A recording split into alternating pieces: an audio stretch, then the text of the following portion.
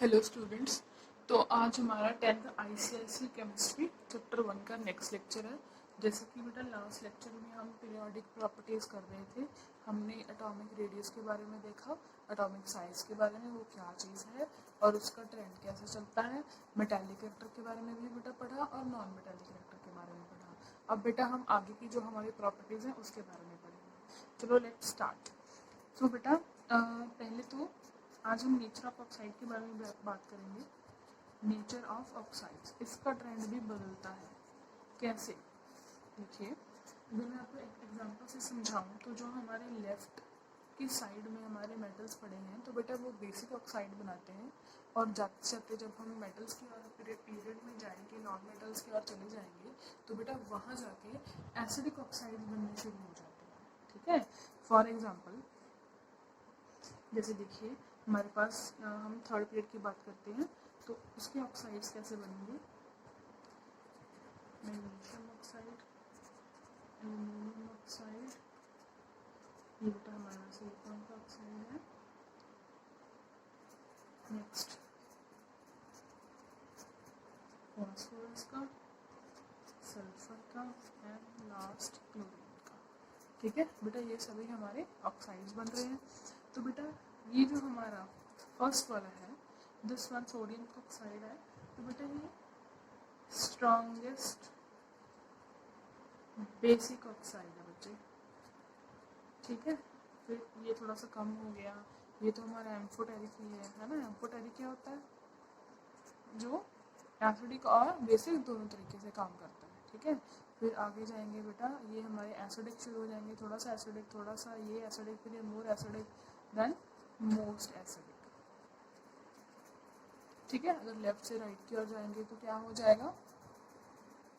Acidic होने शुरू हो जाएगा। ठीक है बेटा, तो ये थी ऑक्साइड, नेचर ऑफ ऑक्साइड के बाद। चलिए बेटा नेक्स्ट हमने करना है, अभी करेंगे केमिकल रिएक्टिविटी की बात। अगर मैं आपने मेरे पहले लेक्चर अच्छी तरह से सुने हैं तो बेटा कोई भी चीज़ कैसे रिएक्ट करती है। अगर हमने अपने एटम को रिएक्ट करवाना है तो बेटा जो उसका वैलेंस इलेक्ट्रॉन होगा, है ना, अगर वो बड़ा अच्छी तरीके से और बड़ी जल्दी किसी के साथ बॉन्ड बनाएगा, लूज हो जाएगा, गेन हो जाएगा, कुछ भी हो जाएगा, जल्दी जल्दी से हो जाएगा, तो बहुत अच्छा रिएक्टिव एलिमेंट या रिएक्टिव एटम होता है ना। तो हम इसको सिंपली कह भी सकते हैं कि ये एक टेंडेंसी है टू लूज और गेन इलेक्ट्रॉन्स।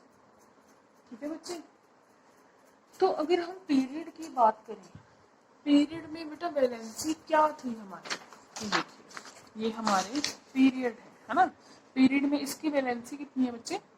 1, इसकी वैलेंसी 2, इसकी वैलेंसी 3, इसकी वैलेंसी 4। इसके बाद ये तो लूज करते हैं सारे, ये यहाँ पे ये तो कुछ भी नहीं कर रहा अभी, ये तो शेयरिंग से बनाएगा। अभी क्या हो जाएगा बेटा, अभी गेन करने शुरू कर देंगे, है ना। तो 8 में से 5 गए, कितने हो जाएंगे? 3, 2 एंड 1। बेटा इसने एक लूज करना है, फिर 2 लूज करने हैं, फिर 3 लूज करने हैं, है ना। इसकी वैलेंसी क्या हो रही है? बढ़ रही है। एक लूज करना ज़्यादा आसान है, 2 लूज करने थोड़ी सी मुश्किल है, 3 लूज करने उससे भी ज़्यादा मुश्किल है। तो रिएक्टिविटी पहले कम हो रही है। लिथियम टू बोरोन रिएक्टिविटी क्या हो रही है बेटा? कम हो रही है। ठीक है। अगर हम इसके बाद बात करें, ये 4 की बात आ गई, फिर बेटा 3 इसने गेन करने हैं, 3 गेन करने थोड़े से मुश्किल है, फिर 2 गेन करने के उससे थोड़े से आसान है, फिर 1 गेन करना उससे भी ज़्यादा आसान है। तो रिएक्टिविटी यहाँ पे इंक्रीज हो रही है। समझ में आ रही है? पीरियड में ऐसी रिएक्टिविटी चलती है। तो बात करें बेटा क्रॉस द पीरियड, तो क्या हमारी टेंडेंसी रहेगी। देखिए अभी हम आपको मैं थर्ड पीरियड लेके चलती हूँ। क्या होता है third period? Sodium, magnesium, aluminium, silicon, phosphorus, sulphur and chlorine. तो इसकी बेटा वैलेंसी कैसे जाएगी? 1, 2, 3, 4, 3, 2, 1। ठीक है। तो बेटा रिएक्टिविटी कैसे जाएगी इसकी? अगर इसकी रिएक्टिविटी देखनी हो, पहले सोडियम से आप एल्यूमिनियम कह दो, चाहे सिलिकॉन कह दो, ठीक है। रिएक्टिविटी डिक्रीजेस, ठीक है, reactivity decreases. Then phosphorus to chlorine, reactivity increases, ठीक है। वैलेंसी देख के आप इसको अच्छी तरह से समझ सकते हो, ठीक है बच्चे। चलिए नेक्स्ट बेटा, अगर हम ग्रुप की बात करें, इन ग्रुप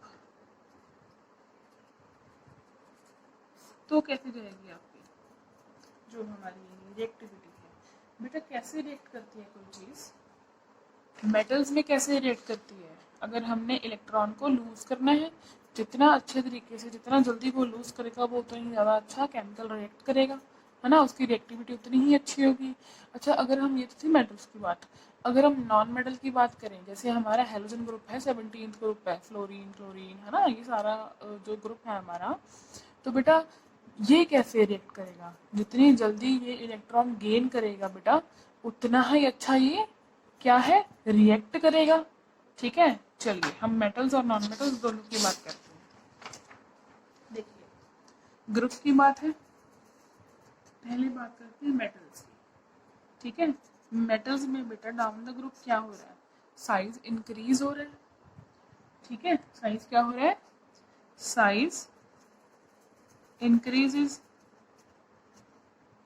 अगर बेटा हमारा साइज इंक्रीज करेगा तो इलेक्ट्रॉन हमारा अच्छी तरह से लूज करेगा, सो कह सकते हैं रिएक्टिविटी इंक्रीजेस, ठीक है। अब बेटा in non metals, non metals में क्या होता है बच्चे, जो हमारा साइज है, ठीक है, साइज तो हमारा इंक्रीज कर ही रहा है, बट यहाँ पे बेटा फैक्टर क्या है कि बच्चे यहाँ पे इलेक्ट्रॉन गेन की बात हो रही है ना।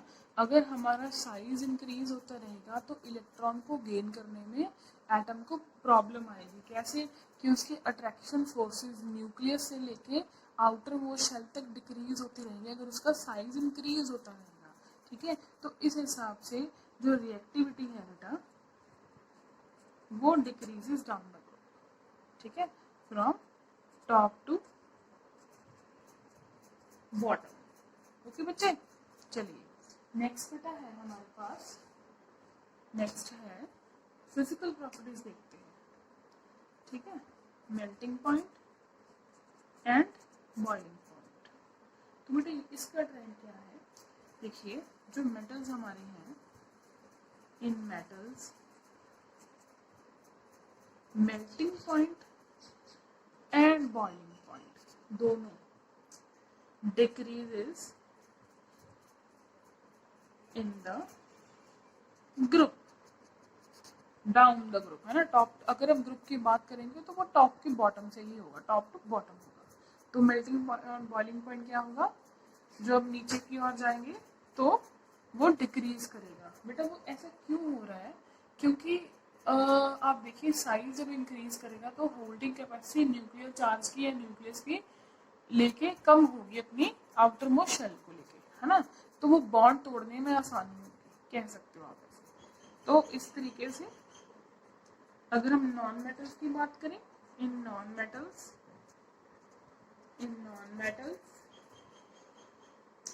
Melting point and boiling point increases down the group, ठीक है बेटा। यहाँ पे होल्डिंग कैपेसिटी बहुत अच्छी होती है, ठीक है। तो क्या कह सकते हैं कि हमारे जो melting point and boiling point है वो डाउन द ग्रुप क्या हो रहा है, इंक्रीज हो रहा है। ओके बच्चे, चलिए बेटा इसके बाद हमने पढ़ना है आयनाइजेशन एनर्जी, ठीक है। इसके बाद हम पढ़ेंगे आयनाइजेशन एनर्जी, या फिर आप कह सकते हो आयोनाइजेशन पोटेंशियल, या आप कह सकते हो आयोनाइजेशन एंथैल्पी, ये तीनों एक ही चीज है। ठीक है बेटा। अच्छा, तो पहले लिखिए ये है क्या चीज, फिर मैं आपको समझाती हूँ। देखिए, द एनर्जी रिक्वायर्ड टू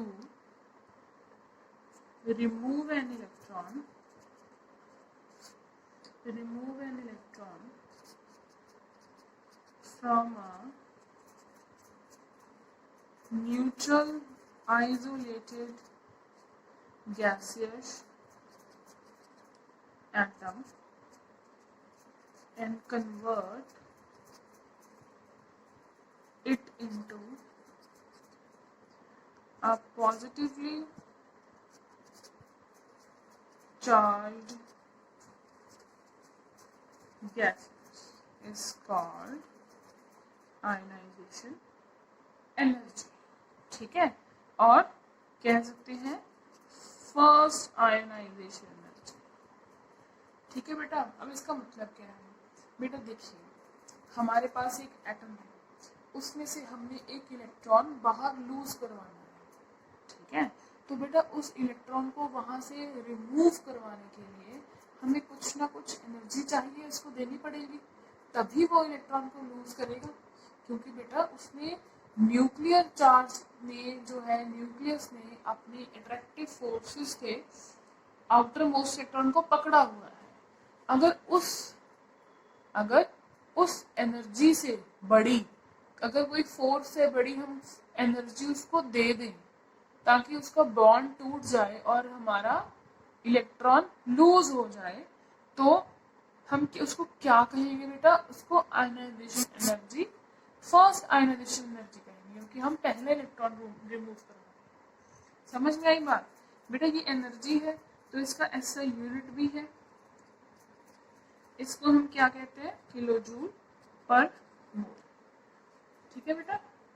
सो आप, ये तो थी हमारी फर्स्ट आयनाइजेशन एनर्जी, जो हम पहला इलेक्ट्रॉन रिमूव करने के बाद उसको क्या बना देते हैं, कैटायन बना देते हैं, है ना बेटा। उसको हम पहली अपनी आयनाइजेशन एनर्जी कहते हैं, जितनी एनर्जी हमें चाहिए। अच्छा, अगर आपने फिर उसके बाद दूसरा इलेक्ट्रॉन रिमूव करवाना हो, है ना, कैटायन से, तो उसको हम क्या कहेंगे, उसको हम सिंपली बेटा सेकेंड आयनाइजेशन एनर्जी कहेंगे। ठीक है। तो बेटा एक बात देखिए कि जो हमारी आयनाइजेशन एनर्जी है, पहले हमारा साइज जो एटम का बहुत बड़ा था, उससे पहले एक इलेक्ट्रॉन रिमूव करा दिया तो उस कैटायन का साइज पेरेंट एटम से छोटा हो गया। फिर हमने जब दूसरा इलेक्ट्रॉन रिमूव करवाना है तो बेटा वो क्या होगा, वो थोड़ा सा अट्रैक्टिव फोर्स उसकी ज़्यादा है क्योंकि साइज छोटा हो गया, है ना। तो हमें इलेक्ट्रॉन, हमारी जो आयनाइजेशन एनर्जी है थोड़ी सी ज़्यादा देनी पड़ेगी। ठीक है, चलिए सेकेंड में रिमूव करवा दिया। अगर हमने थर्ड इलेक्ट्रॉन रिमूव करवाना है बेटा, तो हमें और भी ज़्यादा आयनाइजेशन एनर्जी चाहिए क्योंकि साइज छोटा हो रहा है उस चीज़ का। ठीक है, इसलिए हम कह सकते हैं कि ionization energy 1 is less than ionization energy 2 less than ionization energy 3, कम होती जा रही है। ठीक है, अभी इसकी बात करें तो इसकी डिपेंडेंसी की बात करते हैं, ये कि चीज़ किस चीज़ पर डिपेंड करती है, हमारी आयनाइजेशन एनर्जी। ठीक है, तो बेटा ये भी दो चीज़ों पे डिपेंड करती है। पहला क्या है, एटॉमिक साइज। ठीक है, दूसरा क्या है बेटा, हमारा न्यूक्लियर चार्ज। जैसे कि मैंने अगर आपने इसकी डेफिनेशन अच्छी तरह से पढ़ी है, सुनी है, तो बेटा आप आसानी से बता सकते हो कि एटॉमिक साइज पे ये कैसे डिपेंड करती है। देखिए, अगर हम एटॉमिक साइज की बात करें, एक तो है हमारे पास ये साइज, इसका एक इलेक्ट्रॉन, एक हमारे पास है बेटा ये साइज, इसका ये एक इलेक्ट्रॉन। दोनों में से किसको एनर्जी ज़्यादा लगेगी इलेक्ट्रॉन को रिमूव करवाने के लिए? ऑब्वियस सी बात है बेटा इसको लगेगी, क्योंकि इसने इसको अच्छी तरह से होल्ड किया हुआ है। यहाँ पे बेटा अंदर ऑर्बिट बहुत आ गए, शेल्स बहुत आ गए। ठीक है, तो इसकी और इसमें न्यूक्लियस और इलेक्ट्रॉन, आउटर मोस्ट इलेक्ट्रॉन में जो अट्रैक्टिव फोर्स है वो थोड़ी सी कम है। यहाँ पे हमारी आयनाइजेशन एनर्जी क्या लगेगी बेटा, कम लगेगी। अब इससे हम अपना कह सकते हैं कि डाउन द ग्रुप ग्रुप में साइज इंक्रीजेस, सो आयनाइजेशन एनर्जी क्या होगी बेटा, डिक्रीजेस। जितना साइज बढ़ता रहेगा हमें एनर्जी उतनी कम लगानी पड़ेगी उसको इलेक्ट्रॉन को रिमूव करने के लिए। अच्छा, अब न्यूक्लियर चार्ज की बात करें बेटा। न्यूक्लियर चार्ज, इसकी डिपेंडेंसी कैसे है बेटा, वैसे ही अगर हमारा न्यूक्लियर चार्ज ज़्यादा बढ़ता रहेगा तो हमारा एटम श्रिंक होता रहेगा, है ना। तो उस बेटा होल्डिंग कैपेसिटी, न्यूक्लियर चार्ज अगर बढ़ेगा तो इसका मतलब क्या है कि न्यूक्लियस की पावर बढ़ रही है, उसकी होल्डिंग कैपेसिटी बढ़ रही है, वो जो उसका आउटर मोस्ट वैलेंस इलेक्ट्रॉन है, जो उसका वैलेंस इलेक्ट्रॉन है, उसको पकड़ने की ताकत बढ़ गई, है ना। तो अगर उसको लूज करवाना है तो बेटा क्या करना होगा, तो हमें आयोनाइजेशन एनर्जी ज़्यादा देनी होगी, ठीक है। तो जितना हमारा न्यूक्लियर चार्ज बढ़ेगा उतना ही आयोनाइजेशन एनर्जी हमारी ज़्यादा चाहिए, ठीक है। सो बेटा अगर पीरियड, अक्रॉस पीरियड की बात करें, अक्रॉस पीरियड में हमारा साइज कम हो रहा है, न्यूक्लियर चार्ज बढ़ रहा है, तो आयनाइजेशन एनर्जी भी बहुत ज़्यादा लग रही है, आयनाइजेशन एनर्जी इंक्रीजेस। समझ में आई बेटा। चलो नेक्स्ट करते हैं। बेटा अभी नेक्स्ट की बात है, नेक्स्ट हमारा है अच्छा एक और बात, जो हमारे मेटल्स हैं बेटा यूजली उनकी आयनाइजेशन एनर्जी लो होती है और नॉन मेटल्स की हाई होती है, ठीक है। चलिए इसके बाद हम बात करेंगे हमारी इलेक्ट्रॉन एफिनिटी। इलेक्ट्रॉन एफिनिटी, जैसे कि हमने आयनाइजेशन एनर्जी की बात की, तो आयनाइजेशन एनर्जी क्या कहती है बेटा कि इलेक्ट्रॉन अगर हमें रिमूव करवाना है तो जितनी हमारी एनर्जी लगेगी उसे हम आयनाइजेशन एनर्जी बोलेंगे। तो ये बेटा उसके ऑपोजिट है। देखिए, when an extra electron is added to an atom, energy is released, energy is released। जब हम एक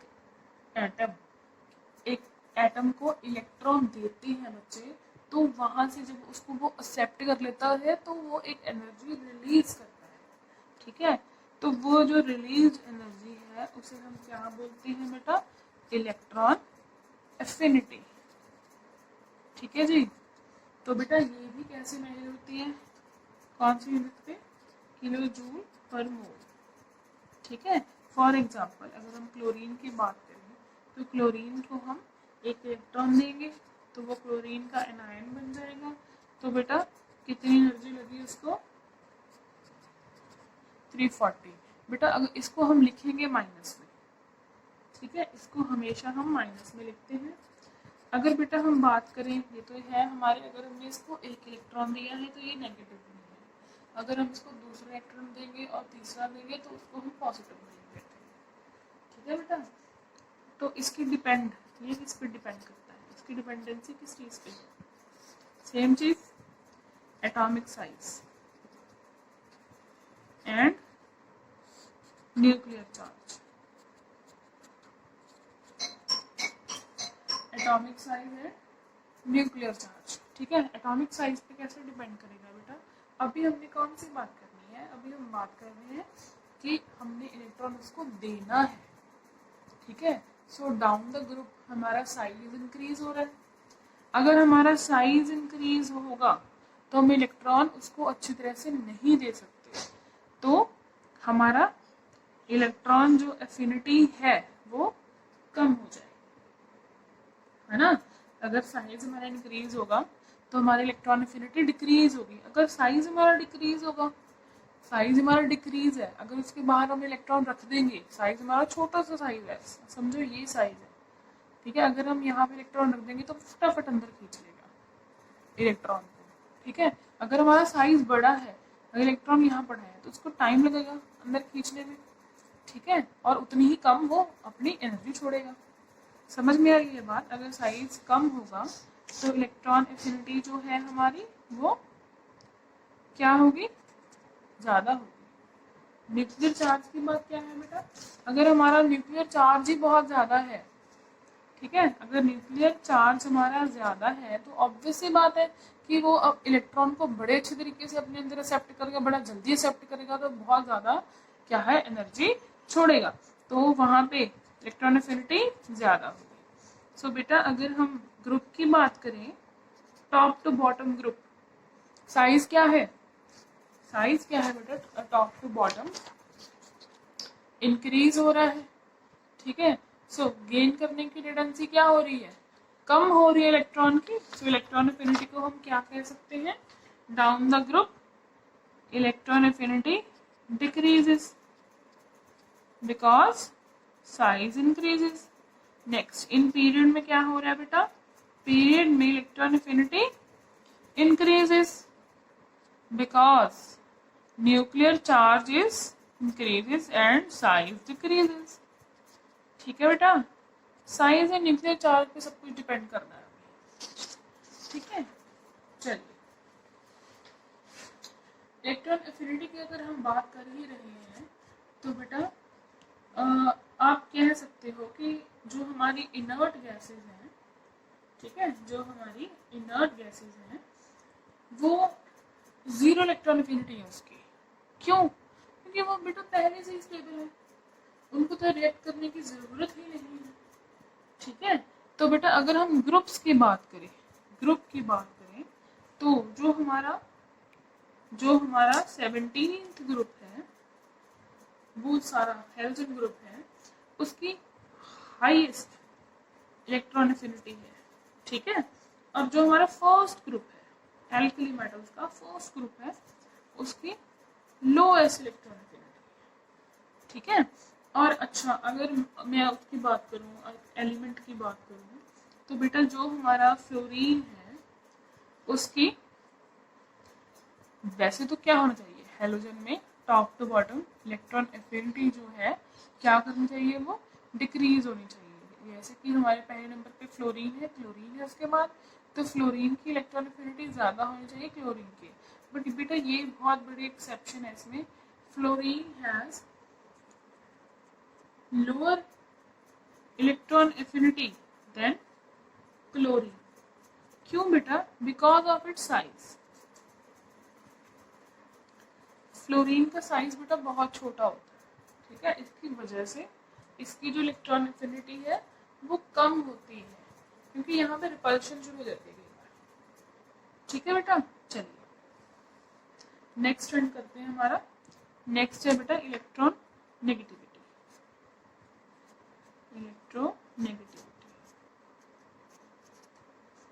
इलेक्ट्रॉन एफिनिटी तो थी बेटा हमारी एनर्जी की बात, ठीक है। अभी इलेक्ट्रॉन नेगेटिविटी क्या होती है बच्चे, the tendency of an atom in a molecule to attract the shared pair of electron towards itself is called electronegativity। इसका मतलब क्या है बच्चे, देखिए, जैसे हमारे पास अगर मैं एक बात करूं मॉलिक्यूल की, H2, इसमें कोवलेंट बॉन्डिंग है, यानी कि इसने अपने इलेक्ट्रॉन शेयर किए हुए हैं, ठीक है। तो H और H इसने अपना एक इलेक्ट्रॉन शेयर किया हुआ है, तो बेटा ये सिंपली इसके बीच में होगा, इन बिटवीन डिस्टेंस दोनों का सेम होगा। ये जो शेयर पेयर है बेटा, तो इसका डिस्टेंस दोनों H से, हाइड्रोजन से बराबर होगा। अगर अब मैं बात करूं HCl की, एक यहाँ पे H यहाँ पे Cl, तो बेटा जो ये इन्होंने भी अपना एक एक एटम शेयर किया हुआ है, ठीक है, जैसे इसने इसके साथ अपना एक जो इलेक्ट्रॉन है वो शेयर किया हुआ है, ठीक है। तो बेटा इसने इसके साथ एक इलेक्ट्रॉन शेयर किया हुआ है, ठीक है। तो बेटा जो ये पेयर है वो अभी बीच में नहीं होंगे, ठीक है, वो कहाँ पे चले जाएंगे, वो क्लोरीन के पास चले जाएंगे, ठीक है। तो बेटा ये एक एटम की टेंडेंसी है, ठीक है, जो एक शेयर्ड, ये शेयर्ड है ना, शेयर्ड पेयर ऑफ इलेक्ट्रॉन को अपनी ओर खींचता है, अट्रैक्ट करता है। जितनी जिसकी पावर उतना अच्छे तरीके से वो दूसरे से अपने और खींच लेगा, किसको, पेयर ऑफ इलेक्ट्रॉन्स को, ठीक है। इसको हम क्या बोलते हैं, इलेक्ट्रोनेगेटिविटी बोलते हैं, ठीक है बच्चे। तो अगर हम डाउन द ग्रुप की बात करें, ठीक है, पहली बात तो क्या है बेटा, this is a dimensionless property. इसकी कोई ऐसे नहीं है कि इसकी कोई एनर्जी वगैरह है, सो इसकी कोई डायमेंशंस नहीं होती, जस्ट एक टेंडेंसी है, उसकी एक आदत है। इट इज डायमेंशनलेस प्रॉपर्टी, ठीक है बच्चे। तो सबसे पहले हाईएस्ट इलेक्ट्रोनेगेटिविटी की बात करें तो वो बेटा है हमारे पास फ्लोरीन की, लेके चलते हैं, कितनी है, 4.0। लोवेस्ट किसकी है बेटा, लोवेस्ट है हमारे पास सीजियम की, ये कितनी है, 0.7, ठीक है। तो बेटा इसकी डिपेंडेंसी किस चीज पे है, किस चीज पर डिपेंड करती है, एटॉमिक साइज और न्यूक्लियर चार्ज। अब बेटा वही बात, अगर साइज हमारा इंक्रीज होता रहेगा, साइज हमारा इंक्रीज होता रहेगा, ठीक है, जैसे कि साइज हमारा इंक्रीज, देखिए यहाँ पे साइज बढ़ रहा है, अगर ये है यहाँ पे साइज बहुत ज़्यादा है, ठीक है, अगर यहाँ पे इलेक्ट्रॉन है, इसने इसको अट्रैक्ट करना है अपनी और खींचना है, तो ये क्या करेगा बेटा, ये इसको क्या लगेगा, टाइम लगेगा, या फिर इसको उतनी ज़्यादा पावर से नहीं खींच सकता जितनी पावर से लिथियम खींच सकता है। क्यों, क्योंकि न्यूक्लियस की क्या है बेटा, अट्रैक्शन पावर, इसका साइज कम है तो इसकी न्यूक्लियस की अट्रैक्शन पावर ज़्यादा है। समझ में आई बात बच्चे। तो जितना साइज बेटा हमारा बड़ा होगा, इलेक्ट्रोनेगेटिविटी उतनी ही कम होगी, जितना साइज हमारा कम होगा, इलेक्ट्रोनेगेटिविटी उतनी ही क्या होगी, ज़्यादा अच्छी होगी। और ऐसे ही न्यूक्लियर चार्ज, जितना ज़्यादा न्यूक्लियर चार्ज हमारा ज़्यादा होगा, उतनी ही न्यूक्लियस की पावर बढ़ जाएगी, तो वो बेटा उतनी अच्छी तरीके से इलेक्ट्रॉन को अपनी ओर अट्रैक्ट करेगा। तो इलेक्ट्रॉन नेगेटिविटी क्या होगी, क्या होगी बच्चे, इंक्रीज, ठीक है। और अगर न्यूक्लियर चार्ज हमारा कम है तो इलेक्ट्रॉन नेगेटिविटी क्या होगी, इंक्रीज, सॉरी डिक्रीज, ठीक है बच्चे। चलिए इसका ट्रेंड देखिए, डाउन द ग्रुप ट्रेंड क्या होगा बेटा, डाउन द ग्रुप हमारी इलेक्ट्रोनेगेटिविटी डिक्रीज हो रही है क्योंकि साइज इंक्रीज हो रहा है। अक्रॉस द पीरियड क्या है बेटा, लेफ्ट टू राइट इलेक्ट्रोनेगेटिविटी हमारी क्या हो रही है, इंक्रीज हो रही है। ये कम है, ये उससे ज़्यादा इलेक्ट्रोनेगेटिव है, ये उससे ज़्यादा, कि हमारा न्यूक्लियर चार्ज जो है वो बढ़ रहा है, साइज डिक्रीज कर रहा है, ठीक है। वैसे भी बेटा जो हमारे मेटल्स होते हैं उनको हम पॉजिटिव, इलेक्ट्रोपॉजिटिव लेके चलते हैं कि वो क्या करते हैं बेटा, क्या करते, अच्छा ट्रेंड लिख दिया मैंने अपना। चलिए, in period increases from left to right, ठीक है। इन ग्रुप डिक्रीजेस डाउन, ठीक है, फ्रॉम टॉप टू बॉटम। तो बेटा जनरली हमारे जो मेटल्स हैं वो इलेक्ट्रोपॉजिटिव है, ठीक है। और हमारे जो नॉन मेटल्स होते हैं बच्चा, वो हमारे क्या है, इलेक्ट्रोनेगेटिव कहलाते हैं, ठीक है जी। चलिए बेटा ये हमारे ट्रेंड्स थे सारे, इसको आप अच्छे तरीके से पढ़ लेना, ठीक है। अभी हम बात करेंगे एटॉमिक नंबर और उसके सिग्निफिकेंस की। छोटा सा टॉपिक है, बहुत इतना बड़ा नहीं है, ठीक है। एटॉमिक नंबर की बात करेंगे। पहली बात, एटॉमिक नंबर होती क्या चीज़ है बेटा? इक्वल टू ऑफ प्रोटॉन, ठीक है। जैसे हमारे पास क्लोरीन 17 है, इसका मतलब क्या है? इसके पास 17 प्रोटॉन है, ठीक है। तो बेटा पहली बात तो क्या है? It distinguish an element from another element, ठीक है। हर एक एलिमेंट का अपना ही एक क्या है? एटॉमिक नंबर है, ठीक है। और बेटा एटॉमिक नंबर से हमें क्या पता चलता है? इलेक्ट्रॉनिक कॉन्फ़िगरेशन उस एलिमेंट की, ये बहुत अच्छी चीज़ है, ठीक है। नेक्स्ट क्या है बेटा? ये हेल्प करता है, helps in finding position of element. कैसे? हम क्लोरीन की बात करते हैं, क्लोरीन का नंबर एटॉमिक कितना है? 17, इलेक्ट्रॉनिक कॉन्फ़िगरेशन 2, 8 एंड 7। अच्छा, पहली बात, number of shells is equal to number of period. इसके कितने हैं नंबर ऑफ शेल्स? 3 है, KLM, तो इसकी कौन सा पीरियड आ गया? Third period. तो दूसरी बात, अगर तो हमारा जो if valence electron is 1 and 2, then group is 1 and 2. If valence electron is 3 to 8, then group is 10 plus जो भी हमारा वैलेंस इलेक्ट्रॉन जितने हैं, ठीक है। कैसे? अभी क्लोरीन का 7 है वैलेंस इलेक्ट्रॉन, ठीक है। तो 10 प्लस होगा इसमें, अगर 1 और 2 होते तो 10 प्लस नहीं होता। तो बेटा 10 प्लस 7 17th ग्रुप, पोजीशन आ गई। थर्ड पीरियड 17th ग्रुप में हमारा क्लोरीन लाई करता है, और ये भी पता भी है। सेकेंड एग्जाम्पल ले लो, सोडियम, इसका atomic number 11, electronic configuration 2, 8 and 1, ठीक है। अभी अगर पीरियड देखना हो, नंबर ऑफ शेल्स यानी कि 3 थर्ड पीरियड है इसका, ठीक है। और इसका ग्रुप नंबर क्या होगा बच्चे?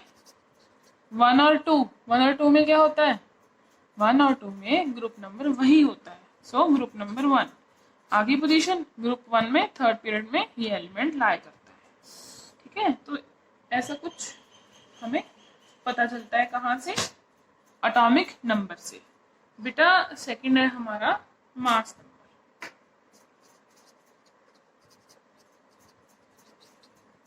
अब बेटा मास नंबर जो है सिंपली क्या है? Sum of proton, sum of number of proton plus neutron. जितने हमारे प्रोटॉन हैं बेटा, जितने हमारे न्यूट्रॉन हैं, उसको हम क्या कह देते हैं? Mass number. जैसे कि हमारा सोडियम है, सोडियम रहने दो, पहले हम क्या लेके चलते हैं? इसकी कोई भी एग्जांपल ले लो, हीलियम ले लो। देखो हीलियम क्या है? हीलियम एटॉमिक नंबर 2 है, मास नंबर इसका 4 है। 4 मास नंबर का मतलब क्या है? 2 इसके प्रोटॉन हैं, 2 इसके न्यूट्रॉन हैं। समझ में आई बात? क्योंकि हमारे पास 2 प्रोटॉन पहले ही पता थे, और 4 इसका क्या था? मास नंबर था। तो इसमें से अगर माइनस कर देंगे 2 प्रोटॉन तो 2 न्यूट्रॉन आ जाएंगे, सिंपल सी बात। अच्छा, तो इसकी एक बहुत अच्छी बात क्या है कि बेटा अगर हमारा लाइटर न्यूक्लियाई की बात करें, लाइटर एलिमेंट्स की बात करें जो लाइट है, तो इवन प्रोटॉन, अगर प्रोटॉन नंबर इवन है मास ट्वाइस द एटॉमिक नंबर। अगर आपका एटॉमिक नंबर इवन है, ठीक है, प्रोटॉन हमारा इवन है नंबर, तो अगर उसको दुगना कर देंगे तो क्या हो जाएगा? वो हमारा मास नंबर बन जाएगा। फॉर एग्जाम्पल हीलियम 2, इसका दुगना, ये इवन है, इसका ट्वाइस क्या होगा 4, ये लीजिए। ठीक है, कार्बन ये कितना है 6, इसका ट्वाइस क्या होगा 12, ये लीजिए।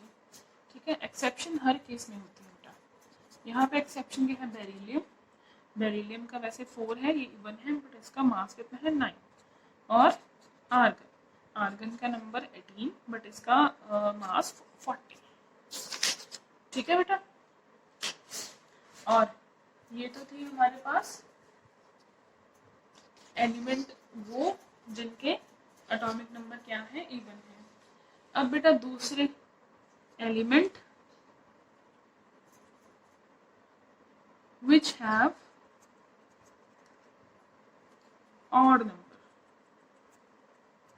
of proton, उसका क्या चक्कर है। तो बेटा जैसे कि लिथियम है, इसका 3 नंबर है, ठीक है, तो इसका जो मास नंबर है वो बेटा 7 है।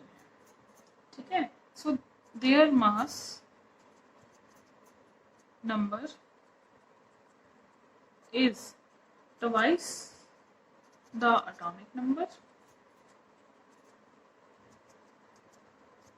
+1, उसमें एक प्लस कर दो। फॉर एग्जाम्पल सोडियम 11, ट्वाइस कितना होगा 22, +1 करेंगे तो 23। आपका आंसर सिंपली आप लिख सकते हो mass number is equal to 2Z+1 for odd. ठीक है बच्चे, एक्सेप्शन क्या है इसमें, एक तो है नाइट्रोजन, नाइट्रोजन का नंबर है 7, इसका मास नंबर है 40, और एक है हाइड्रोजन 11। ठीक है, और बेटा अगर लाइटर न्यूक्लियाई की बात करें तो किसको कहते हैं स्टेबल वगैरह, हम क्या कहते हैं। देखिए अगर न्यूट्रॉन और प्रोटॉन की रेशो देखी जाए, है ना, अगर न्यूट्रॉन अपॉन प्रोटॉन की रेशो देखी जाए, तो अगर ये तो आ गई 1, तो बेटा हमारा जो एलिमेंट है वो स्टेबल है। ठीक है, और अगर हमारी n/p 1 की बजाय 1.5 और इसके आसपास आप 1.5 लगाओ, वो आ गई, तो बेटा वो हमारा जो एलिमेंट होगा वो अनस्टेबल होगा, वो रेडियो एक्टिव होगा। फॉर एग्जाम्पल आप यूरेनियम लेके चल सकते हो। ठीक है बच्चे, तो ये था आपका चैप्टर 1 जो कंप्लीट हो चुका है। ठीक है, आप इसको अच्छी तरह से पढ़ लो, पिछले लेक्चर भी देखो, अगर कोई प्रॉब्लम है तो कमेंट में आप मुझको पूछ सकते हो। ठीक है, आप इसके क्वेश्चन ट्राई करके देखो, आसानी से निकल जाएगा। Thank you so much.